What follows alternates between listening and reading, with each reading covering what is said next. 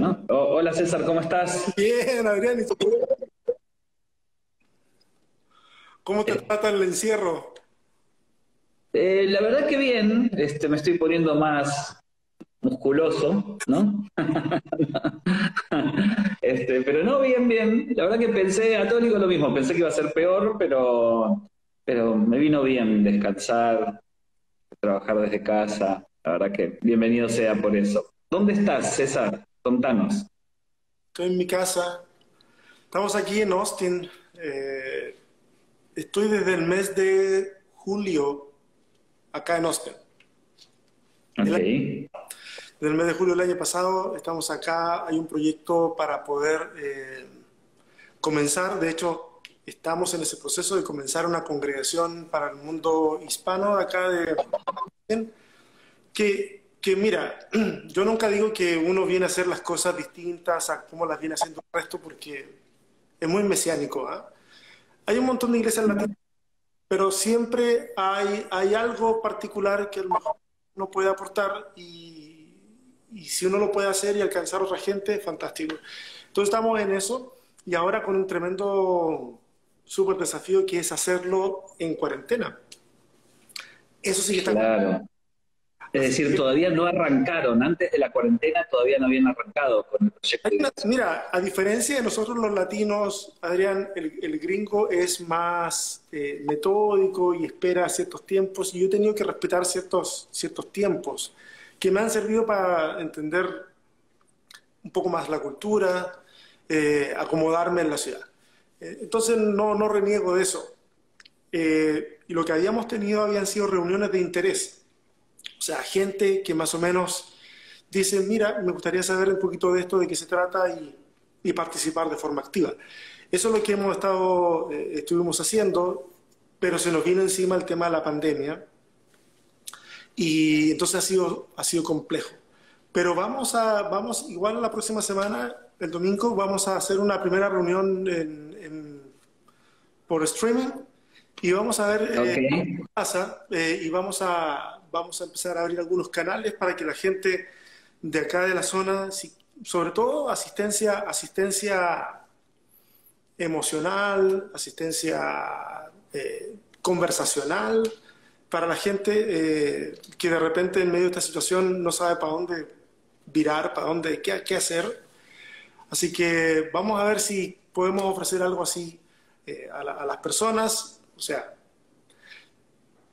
por ver un culto más en internet, o sea, ya hay un montón dando vueltas, o sea, lo que queremos eh, poder conectar con esta gente que más adelante es la gente con la que queremos seguir trabajando.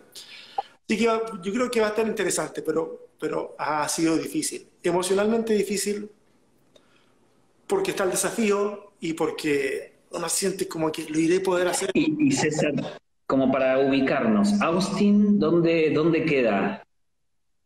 Austin es la capital del estado de Texas, Ah, ok, bien. medio del estado.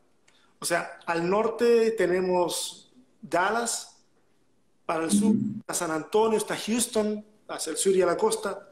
Esas son ciudades mucho más grandes que Austin. Eh, sí, son mucho más grandes que Austin, pero Austin es la capital del estado. Y Ah, ok, bastante raro bien.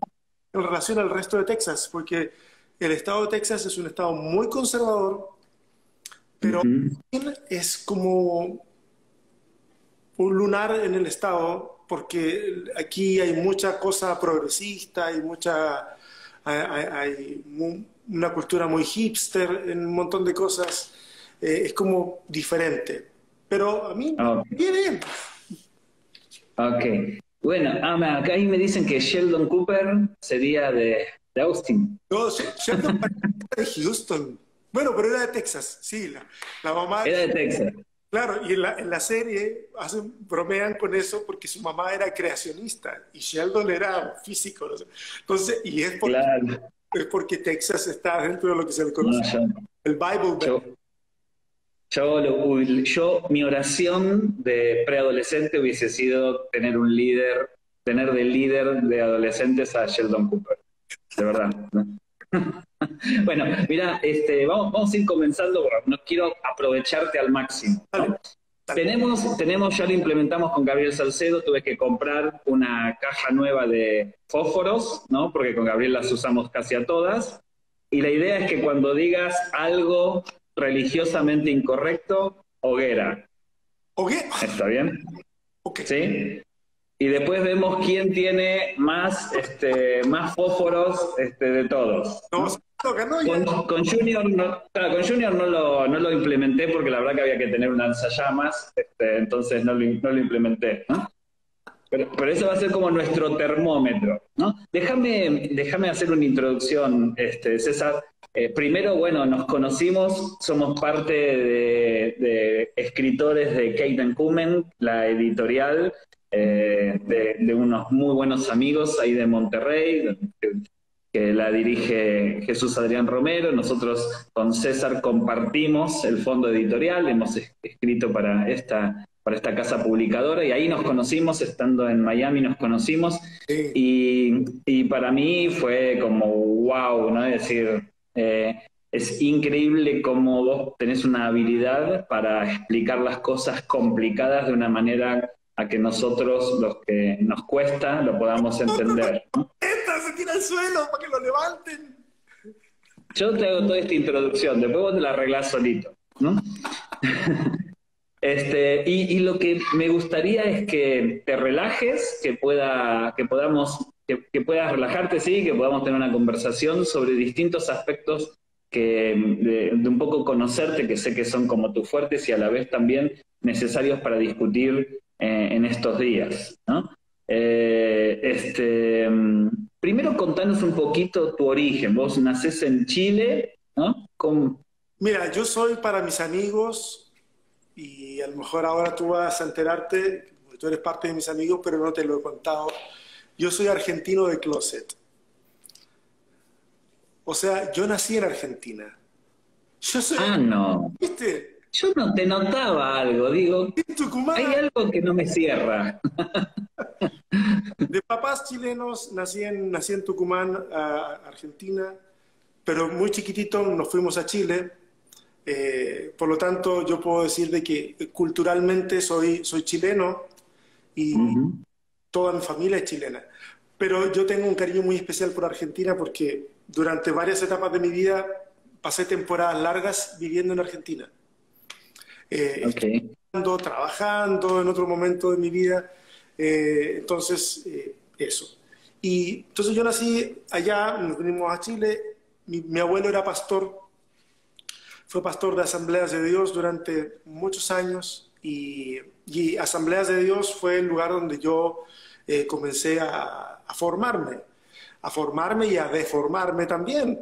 El tiempo participé en todos los ministerios que habían y la verdad que fue, no reniego absolutamente de esa experiencia, fue un tiempo muy bonito de formación, muy buena. Pero uno va después formando ciertos lazos y ciertas conexiones en la vida que a uno lo van llevando por otros caminos, o sea, le pasa a todo el mundo.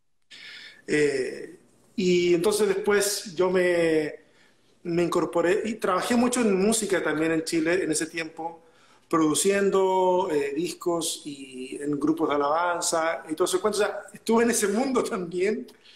eh, y y en ese contexto hicimos algunas giras acá en Estados Unidos con una agrupación misionera a la que yo participaba. Entonces veníamos acá y cantábamos y juntábamos. Entonces, hay dos cosas que me parecen increíbles. Que hayas nacido en la Argentina y que vengas de trasfondo pentecostal. Sí, totalmente. Wow, porque quien te escucha, sos bien chileno, ¿no? Y a la vez tu lectura de la Biblia, que quiero que dentro de un ratito podamos andar un poquito, Sí. es una lectura, yo diría, muy equilibrada, ¿no? Hasta vos mismos te alejás de los conservadores, te alejás de los pentecostales, querés estar como en el centro y yo te iba a preguntar si eso era un ejercicio difícil o fácil para vos, ¿no? Pero la verdad es que me hace bien escucharte, ¿no? Me hace bien escucharte. Es un ejercicio intencional, es muy intencional, porque creo que en los extremos es difícil conversar. O sea, es muy difícil conversar. Y yo sé que buscar el equilibrio, o yo no soy quien para andar buscando el equilibrio para nadie, pero mi equilibrio o buscar el consenso, igual a uno lo expone a que te disparen de los dos lados, porque, o sea, es como que alguno dice, a mí me han dicho un montón de veces, oye, a ti no te gusta quedar mal con nadie. Y yo digo, ay, señor, si supieran por lo que digo, quedo mal con la mayoría de las personas. Entonces, con nadie, no vas a quedar, el asunto es que hay que estar consciente que vas a quedar mal con alguien siempre. A mí me pasó el tema de los consensos cuando yo empecé a estudiar en el seminario a los 18 años y nos encontramos. ¿En qué seminario? Perdón que se escucha la perrita, pero tenemos un dinosaurio de 1,2 kilos acá, pero es un dinosaurio. ¿En qué seminario estudiaste? Mira, yo estudié en ese tiempo en Chile se llamaba Instituto Bíblico Pentecostal. Pablo Hoff. Ah, ok, claro. En realidad le vino a cambiar la imagen a la formación teológica en Chile. Eso tenemos que reconocerlo. Uno puede tener sus diferencias con él a nivel teológico, pero él es un antes y un después de Pablo Hoff en Chile, a nivel educacional. Y yo recuerdo que estudiaba ahí a los 18 años y habían clases en donde me decían, oye, esto que vamos a hablar, no lo digan a sus iglesias, a los hermanos de la iglesia, porque esto es más complicado. Y de repente hablaban cosas que aún a mí en ese momento me sacaban de onda, así como, sí, el diluvio no fue universal, y esto y lo otro, y la evolución teísta, y en mi cabecita se destruía y se reconstruía cada clase. Pero nos decían, oye, pero no digan nada de esto en la iglesia, porque esto le afecta a la fe a la gente, y qué sé yo. Igual yo tenía unos profesores que se salían bastante del marco que les ponía a la institución. Ellos enseñaban y se salían un poquito, y no hacían esa advertencia. Yo creo que para cuidarse la espalda también. La cosa es que yo estuve de acuerdo con eso durante mucho tiempo, de no hablar ciertas cosas. Pero cuando ya crecí un poquito más y avancé un poquito más, yo dije, ¿por qué me tengo que callar ciertas cosas? ¿Por qué no hablarlas abiertamente? Pero en vez de dar un manzanazo, así como ¡pam!, en la cabeza a la gente, ofrecerle la manzana en la mano y decirle, mira, esto tengo. O sea, puede que no te guste, pero te lo voy a dar con gentileza. Y me di cuenta que haciéndolo así, podía hablar de los temas que quisiera y podía recibirlos, no necesariamente estar de acuerdo, pero sí recibirlos con un poquito más de, así como, también de gentileza. Es como una cuestión de reflejo. Yo quiero entrar un poquito en la conversación, ¿no? En este asunto de aprender a decir lo que pensás, es un poco el recorrido que vos nos decís, que en algún momento decidiste transparentar tus convicciones y empezar a decir sin necesidad de ubicarte en los extremos. Pero quiero hacerte una pregunta, como para ya arrancar con el contenido, ¿no? ¿Qué le pasa a la iglesia con los pensadores? ¿Cuál es tu recorrido? Vos sos un pensador, ¿no? Seguramente, como todos sabemos, no le caes bien a todo el mundo, como todo pensador y demás, pero ¿por qué la iglesia se cierra a las críticas a los pensadores, este concepto de hereje, ¿no? ¿Qué nos podrías decir al respecto, no? Yo recuerdo que al respecto sobre eso una vez alguien dijo, o yo escuché muchas veces que la gente decía en tono peyorativo, decía, no, es que esta persona es como libre pensador. Y después hablaban de otro y decían, este es como libre pensador. Y yo lo entendí durante mucho tiempo en mi vida como eso es algo malo, o sea, ser libre pensador. Luego yo maduré un poquito y dije yo, ¿existe acaso otra forma de pensar que no sea libre? Porque si yo repito lo que piensa el resto, entonces yo no estoy pensando.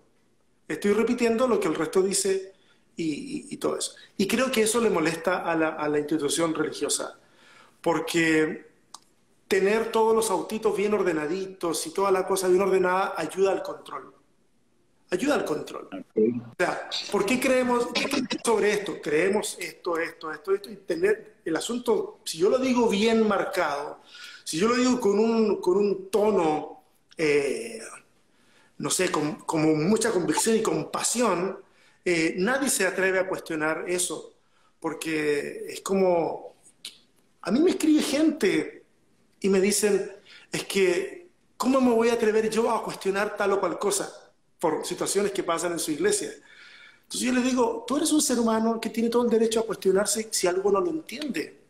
Porque cuando se quedan callados van agarrando y van juntando en su corazón un montón de insatisfacción y amargura y de repente terminan siguiendo un sistema religioso solamente porque bueno, ahí están.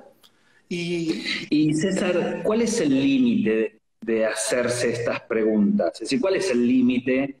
¿Hasta dónde podemos hacernos preguntas? Hablando específicamente de la Biblia, de las tradiciones, ¿no? yo creo que no hay límite. Yo creo que, Mm. yo creo que no hay límite. Mira, ya empiezo. Es decir, muchos te dirían, no, no, no, con la Biblia no se puede discutir, con las tradiciones no se pueden discutir, con los dogmas no se pueden discutir, se aceptan, punto. Yo creo que, mira, nosotros hablamos de la Biblia de forma muy dogmática cuando en la Biblia tenemos ejemplos de personas que se pelearon con Dios, que le reclamaron cosas a Dios, que en algún momento pensaron que Dios los había abandonado. O sea, y están en el texto bíblico. Y uno dice, no, no, no, ok, está bien para ellos, pero para ti, que eres un simple cristiano, ¿a quién le has ganado tú en la vida? Tú no puedes, tú tienes que aceptar. Es una cosa como que es como la ley del embudo, o sea, la boca ancha para unos, la angosta para otros. En este caso, para el resto de la iglesia, la angosta es para nosotros. Entonces, mal ahí porque terminamos, no sé, terminamos haciendo que la gente, la hacemos sentir mal a las personas cuando hacen una pregunta.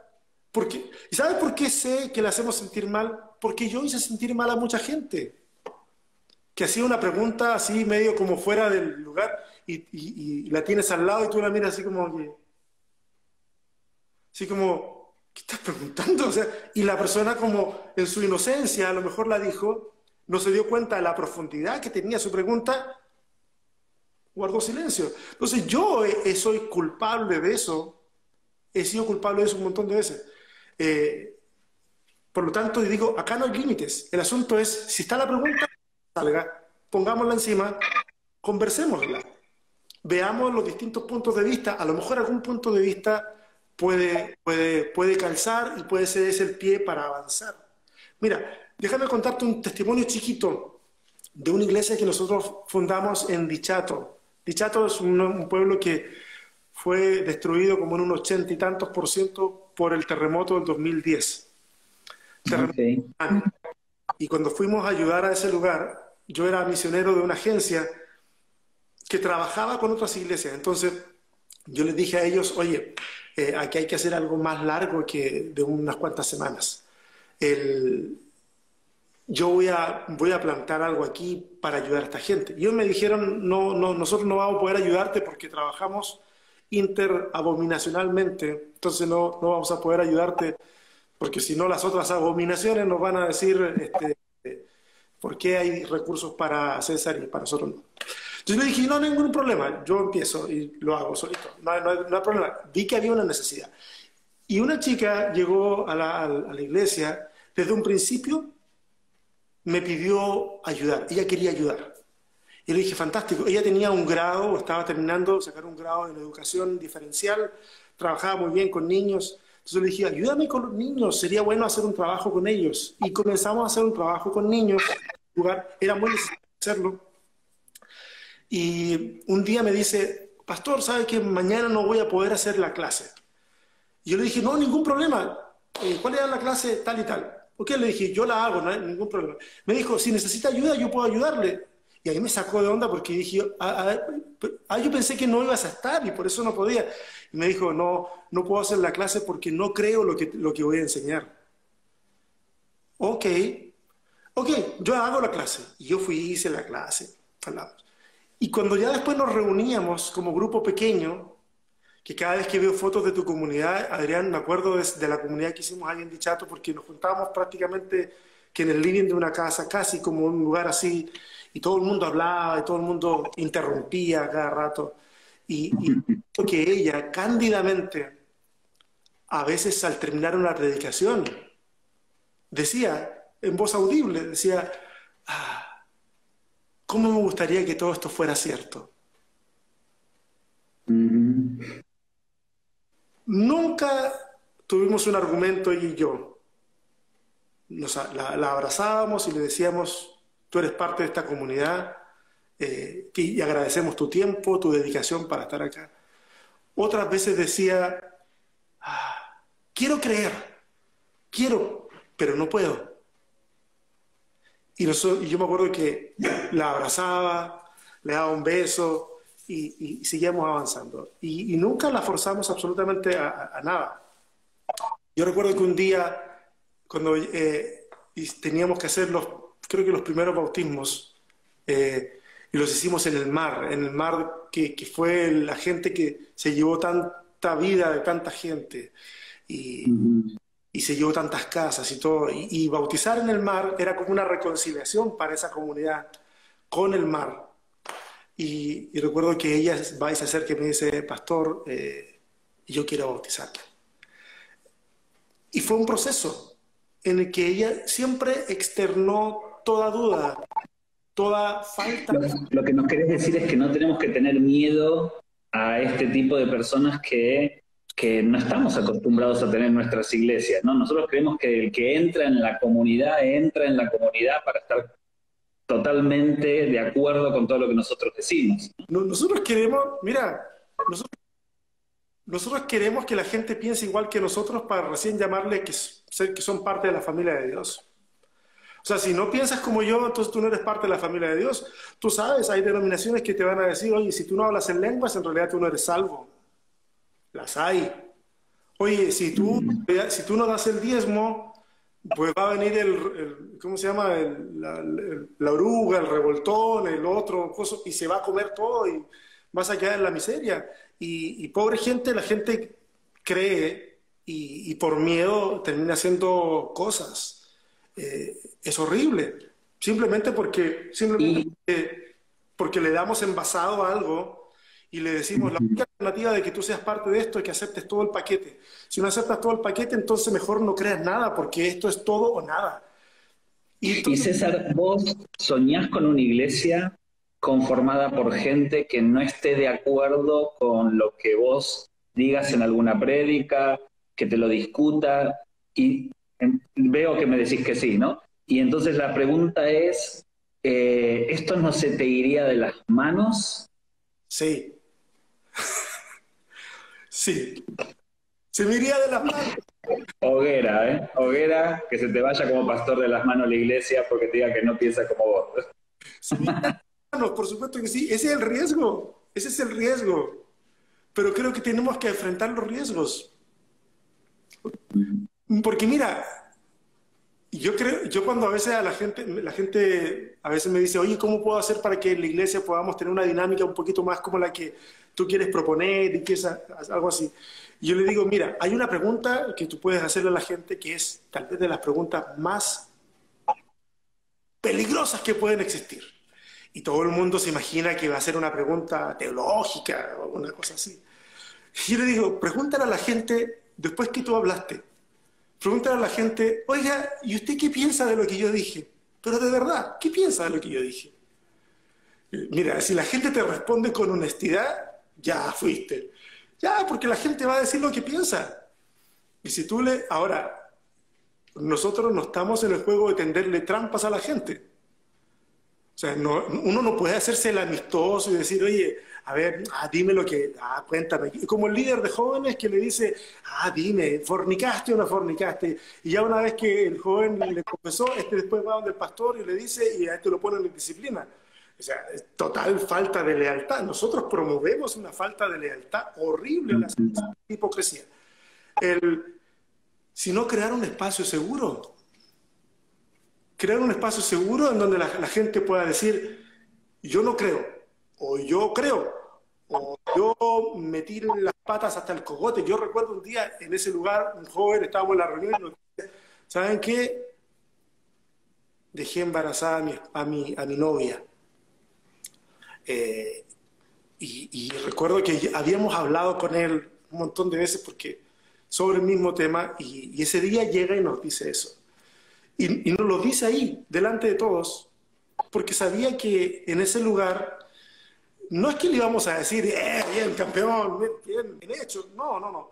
Sabía que si bien íbamos a darnos cuenta que significaba un problema para él y para la chica, y no le íbamos a pegar una patada en el trasero, sino que le íbamos a abrazar y le íbamos a decir, bueno, hagamos las cosas lo mejor posible dentro de este escenario y vayamos caminando juntos.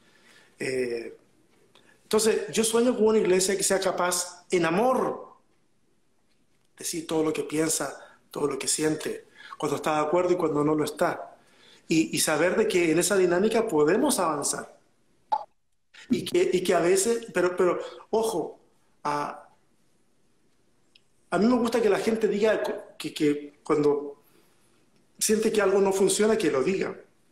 Pero cuando ya una persona parece que el sistema completo no le acomoda, yo a esas personas usualmente les recomiendo y les digo, oye, a lo mejor hay mucha discrepancia con este tipo de comunidad, a lo mejor yo te puedo ayudar y busquemos un lugar donde te sientas cómodo, cómoda, porque jugar al desgaste tampoco es bueno. Esa es una solución. Pero nosotros lo que hacemos es a veces simplemente la expulsión o la ley del hielo y entonces dejamos mucha gente herida en el camino, mucha gente. Y pensando en este marco que vos hablás de una comunidad que acepte las críticas, una comunidad donde uno se pueda mostrar transparente, una comunidad donde uno pueda decir lo que piensa y aún que el líder, el pastor, se banque esos estados de tensión, de que la gente le diga, no estoy de acuerdo con lo que estás predicando, por ejemplo, ¿no? ¿Cómo entendés la autoridad espiritual? ¿Viste? Este concepto que de alguna manera nos han inculcado durante mucho tiempo, que el pastor es la autoridad espiritual, que no se puede cuestionar, ¿no? Vos sos pastor, vos estás construyendo una comunidad, y en esta idea de esta comunidad tan horizontal, ¿cómo entendés el tema de la autoridad espiritual? Mira, yo saco muchos ejemplos de las primeras comunidades de fe que están registradas en el texto bíblico, en donde básicamente los liderazgos son alguien mayor entre iguales y en donde hay una horizontalidad y el mayor y la autoridad ahí es Cristo. Y de ahí para abajo todos tenemos que someternos los unos a los otros, todos tenemos que confesar nuestras faltas los unos a los otros y así vamos construyendo comunidad.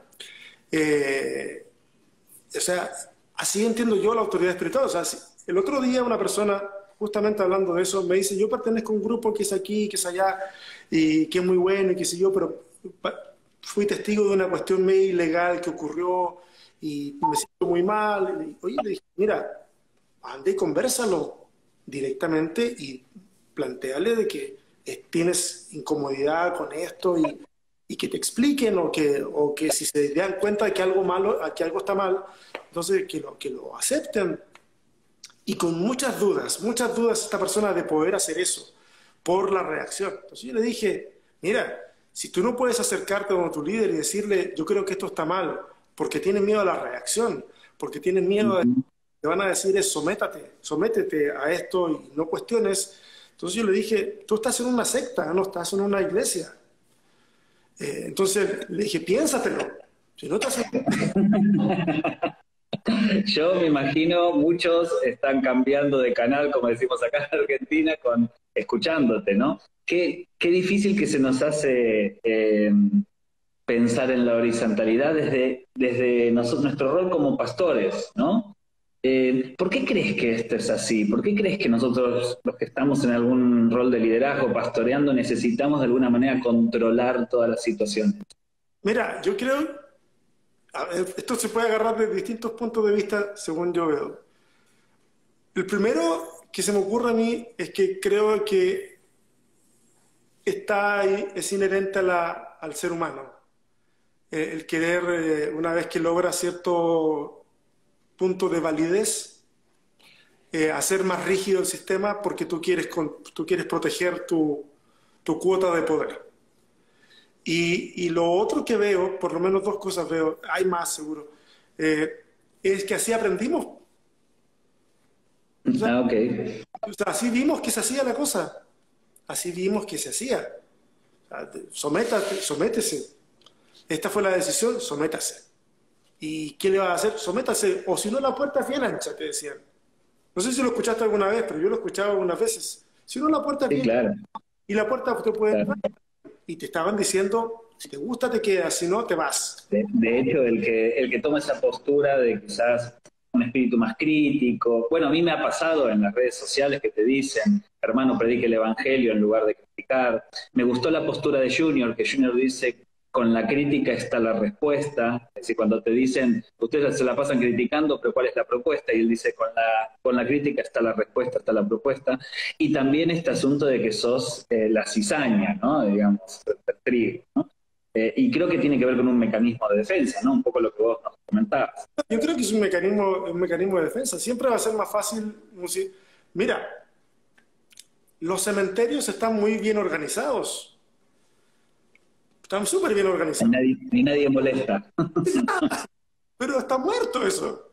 Entonces, un organismo como la iglesia debiera ser caótico a ratos. Porque el crecimiento es caótico. Yo soy papá de adolescentes y el crecimiento es caótico. Por lo tanto, si una iglesia está creciendo, va a haber caos ahí.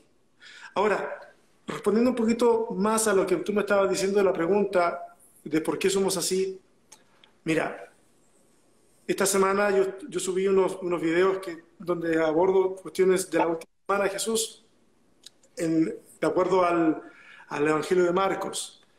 Y en el Evangelio de Marcos, Marcos se ha dedicado a exponer públicamente la estupidez de los discípulos. O sea, Jesús está diciéndole, oye, yo me voy a morir y voy a resucitar y todo eso. Y Pedro se le pone, desubicado Pedro, se pone delante de Jesús como discípulo, no es el lugar que le corresponde.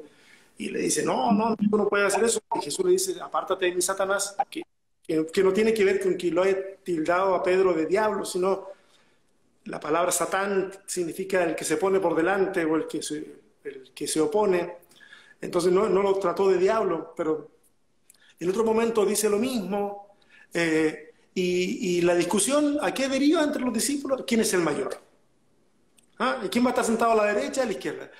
Tenemos la estupidez metida en la cabeza de que este asunto se trata de posiciones. Se trata de posición, se trata de fama, se trata de todas esas cosas. Y a veces yo siento, a veces, no sé, hasta yo mismo, a veces me siento ridículo tratando de hacer algunas cosas pensando en que es porque lo estamos viendo en el mundo secular, que se hace así, que yo tengo que hacerlo así, no sé. Y la verdad que a veces yo me he sentido ridículo tratando de hacer las cosas para mantener control, para mantener popularidad, qué sé yo. Siempre tiene que ver con cuidar esa cuota que creemos que nos pertenece, cuota de poder, cuota de influencia, de tendencia, no sé. Pero está en la naturaleza humana, creo yo. Y tenemos que, cuando nos damos cuenta de eso, podemos luchar contra eso. O sea, porque Sí, de hecho, yo creo que el liderazgo es la lucha justamente de esas cosas que están en la naturaleza humana, ¿no?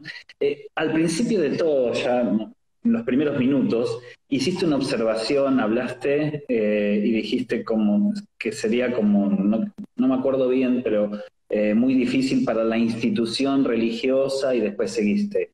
Me llamó la atención que no utilizaste el término iglesia, sino que utilizaste el término institución religiosa. sí. Me gustaría que nos cuentes cuál es tu visión acerca de qué es la iglesia. Ah. Bueno, yo debo decirte que a veces, por economía de palabras, uso la palabra iglesia también para referirme a la institución religiosa. creo que todos lo hacemos. Y entonces, a veces la gente se confunde porque uno dice como que viva la iglesia, y a veces muera la iglesia. Y es por esta diferencia de significado. Pero, ay, la iglesia de Cristo para mí es un grupo de gente que sabe que no se la puede sola, que sabe que si el Señor no los ayuda, entonces no van a poder, no podemos avanzar en la vida. Por lo menos yo veo a la iglesia hablando desde la vulnerabilidad, no desde la posición, sino desde la vulnerabilidad. Yo necesito ser salvado, ser rescatado. Y cuando hablo de la salvación, rara vez hablo de la salvación más allá. Yo aquí en la tierra, en mi casa, necesito ser salvado. Necesito que Dios me rescate. Y la gente que está sufriendo salvación ahí, no allá. Tal vez también allá, pero acá la necesita. Y nosotros siempre hablamos de lo demás allá. La iglesia para mí es organismo más que organización, es cuerpo más que corporación, es lo que decíamos hace un rato, es gente junta, caótico, a veces alrededor de una Biblia, a veces alrededor de un café, a veces alrededor de una cerveza, a veces alrededor de un desastre. ¿Ah? Mirá que va sumando, César, ¿eh? Mirá que hay que ganarle a Gabriel Salcedo, ¿eh? Te digo, ¿eh? Y de Junior. Y mira esto, quiero ir uniendo los puntos con otros, ¿no? Tanto esta visión que vos tenés de la iglesia me hace acordar a lo que hablamos con Beto, recién me hizo acordar a lo que hablamos con Junior. Y Gabriel ayer, me gustaría saber tu opinión. Gabriel ayer dijo que no se puede leer la Biblia solo. Entonces, viste que cuando uno dice estas frases y las pones en no sé cómo se dice, una imagen, un meme, no sé, después siempre aparecen los que entienden de esta frase lo que quieran, ¿no? Yo creo que el gran problema de la iglesia evangélica es que tenemos muy mala comprensión en la lectura, muy mala comprensión. A veces se enojan por cosas que uno no dijo, ¿no? Pero hubo un comentario que dijo, no, yo sí puedo leer la Biblia solo porque tengo el Espíritu Santo. Y escucharte decir que no se puede hacer iglesia solo, que no se puede compartir la palabra solo, como recién un poco nos guiabas a pensar, me hizo acordar a Gabriel y me gustaría que ahondes un poquito este asunto. ¿La Biblia es para leerlo solo, con el Espíritu Santo y con eso alcanza? ¿O necesito la iglesia, necesito la comunidad? A ver, antes de responder a eso, quisiera hacer eco un poquito de lo que alguien te comentó, que tú dices que alguien te comentó de que la puedo leer yo solo porque tengo el Espíritu Santo y qué sé yo. Decir de que para leer la Biblia y entenderla no necesitamos al Espíritu Santo. Para leer la Biblia y entenderla. Para. Dame un segundo y te dejo. Dame un segundo y te dejo. ¿Ah? Estás juntando fósforo a lo loco. ¿Cómo es eso de que para leer la Biblia no necesita el Espíritu Santo? No necesitas el Espíritu Santo. Necesitas tener, como tú dijiste, comprensión lectora. Si necesitas eso, comprender. Ahora, para hacer lo que Dios me está pidiendo a través de su palabra, eso es un cuento aparte. Y necesitamos la ayuda del Espíritu, la dirección de Dios, pero para entenderlo, cualquiera. Ok, vos lo que decís es una lectura intelectual, la puede ser cualquiera. Poner en práctica, con una acción de fe, poner en práctica la palabra de Dios, ahí sí necesitas a este consejero, el que te convence de pecado, que te guía, que es el Espíritu Santo. Eso es lo que nos queremos. En el mundo de la fe, yo lo veo así. Yo necesito el Espíritu Santo para poder hacerlo. Pero para poder leer e interpretar, no. Mira, hay un montón de idiotas, disculpa la palabra, no quiero usar malas palabras, sino las malas palabras que se pueden usar. Igual con Junior dijo malas palabras. Bueno, lo admiro. Pero mira, hay un montón de idiotas diciendo que Dios les dijo una cosa cuando Dios no les ha dicho nada. En tiempos de pandemia es cuando el nombre del Señor más se ha usado en vano. O sea, cuando la gente dice, esto es un castigo de Dios, para mí eso es usar el nombre de Dios en vano. Lo estás usando en vano. Y alguien puede decir, no, es que el Espíritu Santo, esta otra señora, la Ana Méndez, anda un video dando vuelta por ahí diciéndole a la gente, oye, ¿tiene fe en Jesús o tiene fe en la mascarilla? Sáquese la mascarilla. Y ahora tienen que meterla a la cárcel. Meterla a la cárcel y prohibirle enseñar nuevamente es un peligro para la sociedad. Esa gente dice que lee la Biblia, que interpreta y que predica inspirado por el Espíritu Santo. No, a esa gente le falta un tornillo y le falta comprensión lectora. Ahora, yo creo que la Biblia, para que podamos vivirla como iglesia, sí necesitamos leerla en comunidad. Necesitamos leerla para no creernos sabios en nuestra propia opinión y hablar con el otro y empezar a ver. Hay varias capas de lectura en la Biblia. Hay una cuestión exegética, hermenéutica y hay lecturas devocionales. Y creo que todas ellas las podemos hacer en comunidad y podemos encontrar balance. Por supuesto que hay que prepararse para poder dirigir más o menos esto de una forma más o menos saludable, pero la comunidad es súper importante. Yo me he dado cuenta que cuando he leído la Biblia con otras personas, a veces lo que los otros dicen, que yo jamás había visto, ¡pum!, tira caudales de luz sobre el texto. Y de repente digo yo, ¡oh, eso está muy bueno! Y la persona no tiene idea de qué es lo que dijo. Tal vez no lo dijo exactamente como sonó en mi corazón, pero algo sonó acá adentro. Entonces yo digo, Señor, gracias, porque ellos ven cosas que yo no veo. Y vamos conversando y viviendo el texto. Y a veces llegas a textos en donde tú dices, ¿qué quiso decir acá este hombre? Sepa moya, porque yo no tengo idea. Pero si usted es el pastor, yo tampoco, pero no soy el que escribió la Biblia, ni soy la enciclopedia de todas las cosas. Puedo decir que no sé, pero puedo decir, busquemos juntos, a ver, exploremos, veamos qué podemos hacer juntos. Y de hecho, yo pensaría que el que lee la Biblia intelectualmente y tiene el Espíritu Santo para ayudarlo a poner en práctica, si vos sos un monje tibetano en medio de las montañas, no te serviría para nada, porque la palabra de Dios es amor, y es amor involucrando a los demás, no es amor hacia uno mismo, es amor hacia los demás, así que sí o sí se necesita la comunidad. César, tengo tantas cosas para preguntarte, la verdad es que tenés que venir a casa a estar un par de meses, ¿no? E internarte acá con nosotros. Con carne, pero, hermano. Carne vos sabés que va a haber, ¿no? ¿Cómo te das cuenta vos? ¿Cómo es la interpretación de la Biblia del cristiano evangélico? Hablarnos un poquito de esto. ¿Cómo es que nosotros interpretamos la Biblia? Yo creo que estamos casados con las lecturas que son al pie de la letra. Literal.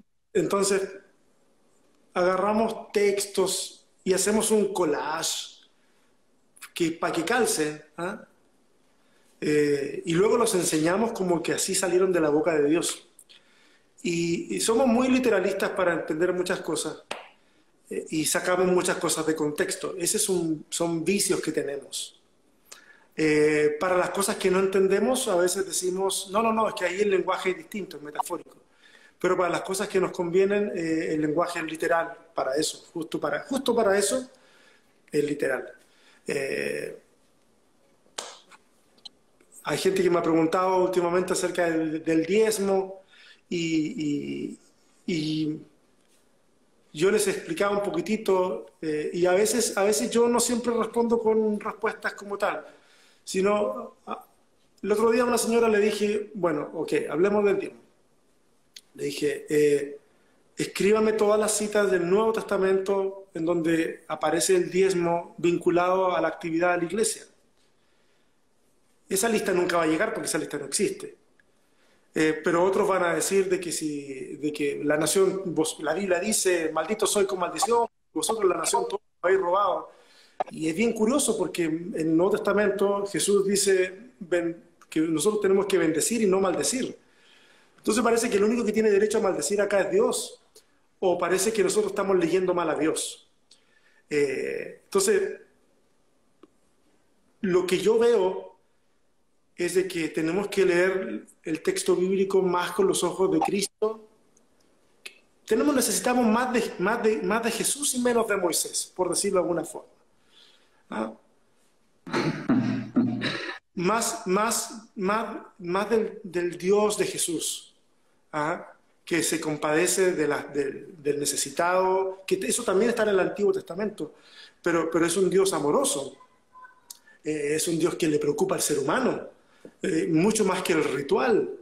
¿Y por qué crees que leemos más de Moisés que de Jesús? Que terminamos teniendo como una visión muy de juicio, dura, ¿no? De hecho, muchos de los comentarios que he leído, porque leo todo y contesto todo, ya saben los demás, algunos son tan duros que sinceramente les daría un turno en mi consultorio, porque me parece que esconde un problema de un trastorno de personalidad, de lo duro, dice. Yo digo, pero creo que hasta Satanás dice, bueno, muchachos, tranquilos, no sean tan duros, ¿no? ¿Por qué crees que tenemos esa seducción, ¿no?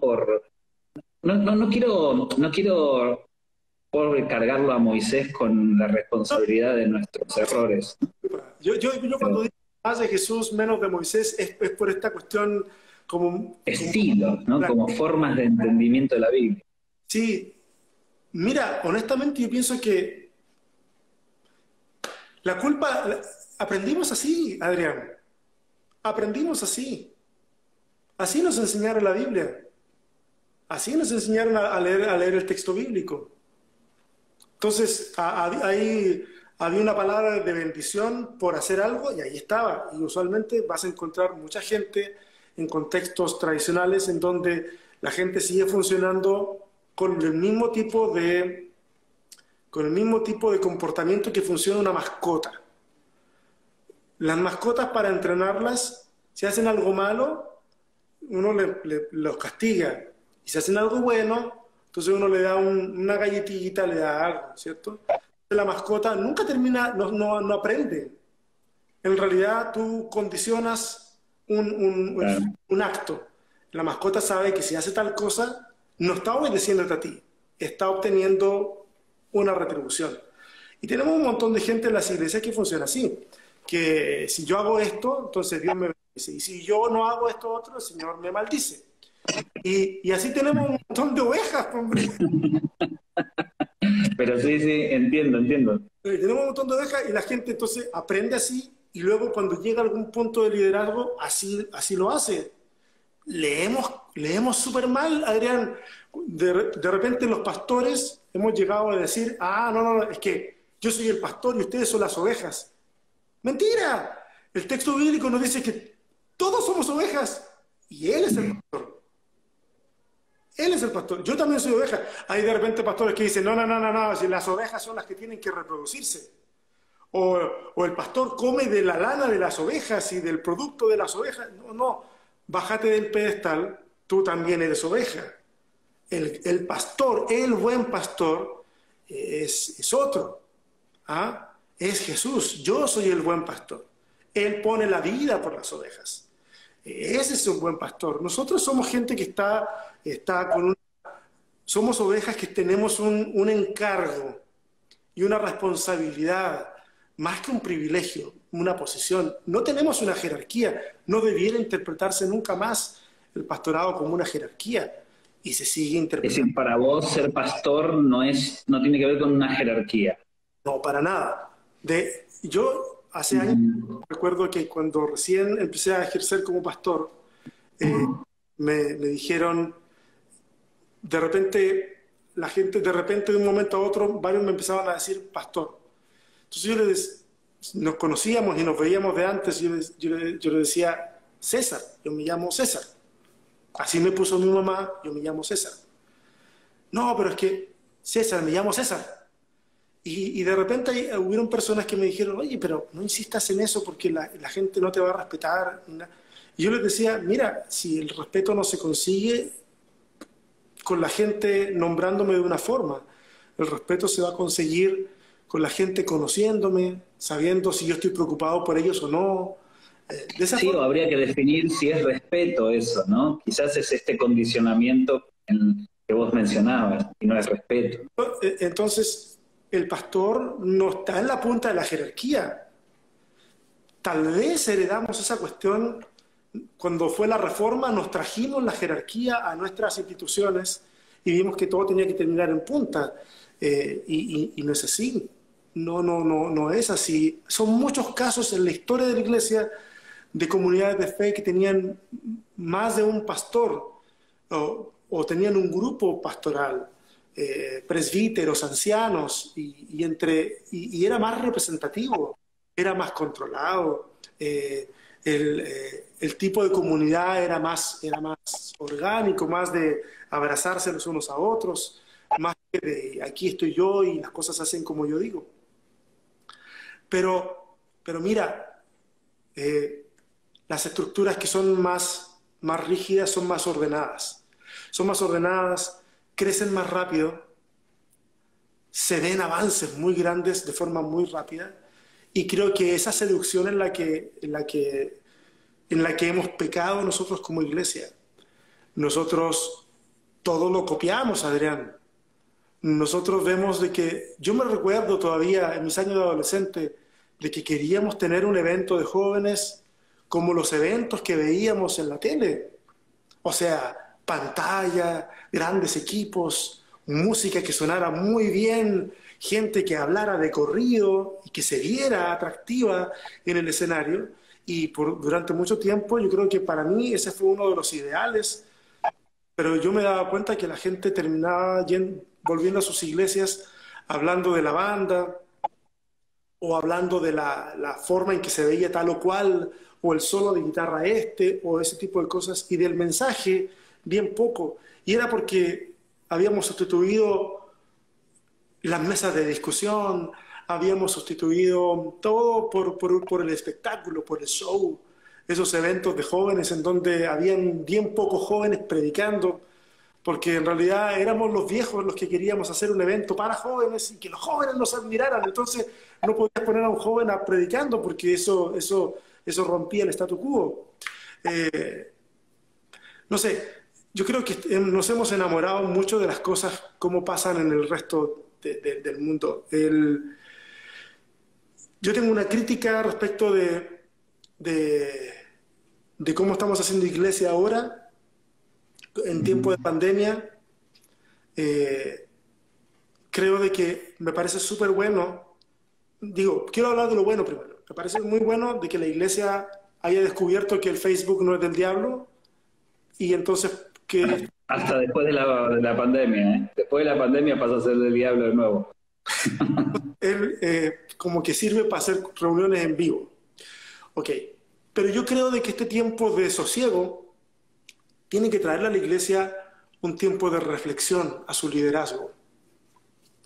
Porque de lo contrario, el único aprendizaje que vamos a sacar de la pandemia es una experticia técnica en hacer reuniones por internet. Y no vamos a sacar más que eso.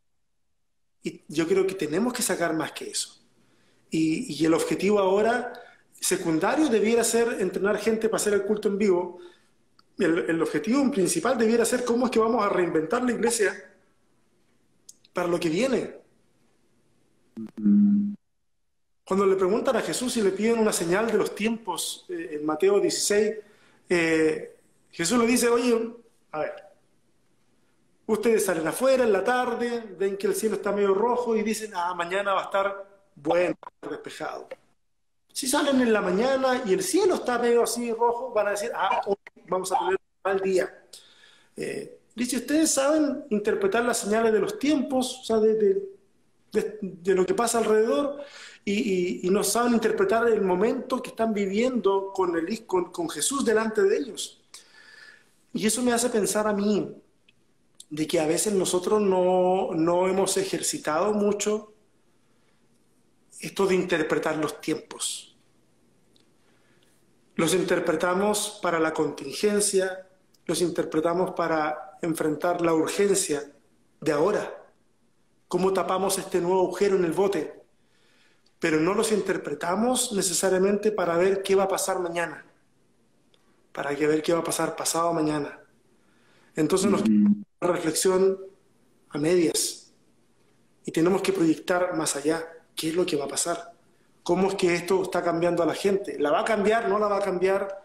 Todo va a depender de las realidades de iglesia en las que estemos funcionando cada uno. O sea, aquí, en este sentido, no podemos generalizar, pero sí podemos decir que todas las iglesias, todos los pastores, debieran en este momento estar apartando tiempo para interpretar lo que está sucediendo, no de aquí a mañana, no de aquí a la siguiente transmisión en vivo, sino de aquí a un mes más, 2 meses más, un año más, ver qué está pasando, para ver cómo es que nuestro escenario está cambiando. Muy bien. Nos quedan 3 minutos, ¿no? A ver si me podés dar los 20 segundos finales para despedirte, porque acá, viste, te cortan. Pero lo último que tengo para decirte es, la gente cree que los pensadores y los críticos son gente como inestable, que nada les gusta, que siempre encuentran lo malo. ¿Sos un hombre feliz, así como pensador, teólogo, que se hace muchas preguntas, que quiere una comunidad de esas características? ¿Sos un hombre feliz o sos rebuscado? ¿No? ¿Qué le podrías decir? ¿Se puede ser feliz y ser un pensador crítico y Mira, demás? feliz, yo soy feliz, yo me gusta, no evito llorar si en algún momento estoy cantando una canción y esa canción me está hablándome. Yo no escondo las lágrimas, soy de llorar mucho en público cuando predico, cuando hablo con la gente. A veces la gente piensa que uno es súper desapasionado porque todo es cerebral. Y no es así, o sea, habrán, por supuesto, no en mi caso. No en mi caso. Lo único que quiero hacer con mi vida y quiero impregnar en la vida de otros es que dejemos de hacer cosas por miedo, que dejemos de hacer cosas por la culpa, que dejemos de hacer cosas porque debo hacerlas, porque es mi deber hacerlas, y comencemos a hacer más cosas por amor. Por amor a este planeta, por amor a la comunidad, por amor a mis hermanos, y basta de usar esos términos de te amo en el amor del Señor, que es como decirle, la verdad que si no fuéramos cristianos te odiaría, pero bueno, el Señor me obliga más. No, te Como amo, una obligación. te amo a secas, te amo a secas. Y es- ser más transparentes yo creo que nos quitaría mucha carga, dejaríamos de ser hipócritas. Es eso, y creo que cuando lo descubrí, respiré, y es por eso que trato de acompañar en la medida de lo posible a la gente que está en este proceso de deconstrucción de su fe, para que sea feliz y no se machaque tanto la cabeza. Bueno, muchas gracias, César. Un honor tenerte. La verdad que es un placer escucharte. Un abrazo muy grande y la verdad que Austin pueda sacarte el jugo y que pueda hacer luz en esa comunidad. Te quiero mucho, amigo.